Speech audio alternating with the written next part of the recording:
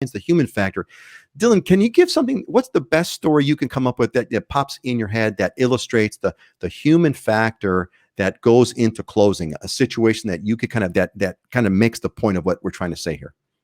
So I got a perfect example from this past week. So we had some clients that came to town. They understood the situation. We've been preparing them when they got here. And so there's two types of listings out there right now, basically. The ones that are grossly overpriced because somebody is shooting for the moon and they weren't advised well as a seller. And then there's the sellers who are pricing it property at market value or maybe even a little bit below and letting buyers drive that price up and decide what is the maximum that they're going to pay. And so those, first you got to evaluate, which house am I looking at here, right? Am I looking at one where somebody's shooting for the moon and is being unrealistic, or somebody who really wants to get this house sold and is going to give us a shot to make our best offer?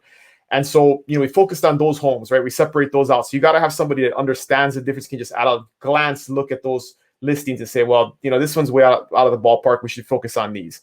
And so my brother took these folks out looking at homes, and they found one that they really liked. And it was one of those homes that was priced very fairly for the market right now.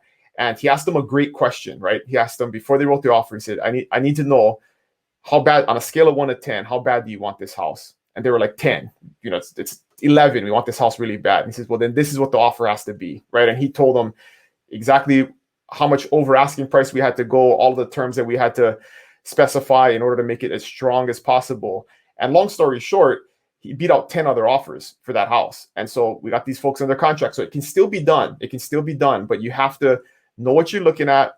You have to know what you want, and you have to be committed, right? So if you're wishy-washy and you want to negotiate and you want to find a deal, you're going to have a really hard time. But are you totally have no chance in this market? Absolutely not. We're still putting a home or two under contract every single week, right? So that is not. I haven't lost hope. If you don't lose hope, we're not going to lose hope, right? And we're gonna continue to fight. Are we going to lose out once or twice? Absolutely. That's very likely in this market. We're not going to win every single time, but having somebody that knows the market and actually knows the other agents is super important, right? Because if there's 10 offers and 6 of them were licensed in the last 12 months and the seller's agent has never heard of them, they're going to focus on the agents that they know bring credible buyers that are going to help get that deal done to the end, going to be a partner in the process, going to do their side of the deal, and you're going to have a more competitive edge. And they may even give you some, you're not supposed to share terms, right? But there are agents out there that if they like you, they might give you some hints on what your offer needs to say or some things that you can do in order to make it stronger to put you in a better position. So all stuff that you got to take into consideration. All comes into consideration. Scott, give me a story. There was if I'm not mistaken, there was a member of the Islander Ohana. We're not going to reveal any names here, but there was a member of the Islander Ohana who recently bought a home on Oahu. I don't know if you want to share that story or not, but Scott, give me a story that kind of makes the case that look, the market. Yes, the market is crazy. Yes, it's bonkers. But yes, homes are being bought and sold every day. That means you've got to do something to set you aside from the crowd. Scott, give me a story. Yeah, I've got two actually. One being the Islander Ohana component. So we actually got into escrow after writing just 2 offers. The first one got rejected. The second one, we went in lower down. So we're $6,000 over asking, which is it's like 1% over the list price.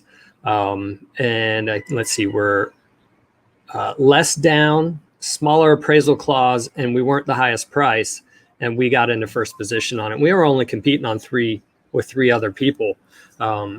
So I mean, and we got in because more or less the other 2 buyers. That's the question. How did you get? That's the question I want. What makes you think that you got? What do you believe that got you in first position? Why did we get there? Well, for one, I went with them. I had worked with the listing agent on a deal probably about six months ago. He knows my professionalism. He understands client care. How I educate people. And so when we're making an offer, it's a solid offer. It's a good decision for the buyer. So the relationship came into play there. That one of the buyers that came in higher hadn't even met their agent yet. They were trying to find their agent and offering a higher price. He had 6 sellers and they wanted it sold. They wanted someone solid. And he had worked with the lender that I worked with a lot as well and knew we were both solid reputation, had worked with us before. So they took us at $15,000 lower than the highest offer, smaller appraisal clause, smaller down payment.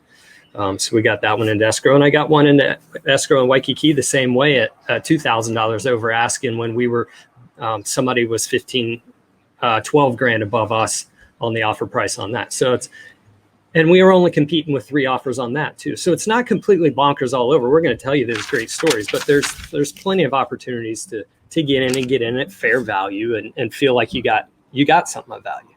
See, here's the thing that comes, that the common theme between both you guys is that relationships matter. They matter a lot in this industry. This industry, it's rather complicated. From the entire buying process is rather complicated, and there's a lot of moving parts, and that means there's a lot of different people involved. And so there's trust, there's networking, there's who I prefer to work with. It's who's going to make the right kind of offer that makes sense, and do we know each other? Do we trust each other? Because we're going to go down. Closing escrow is a fraught with problems, and who am I going to go down this path with? That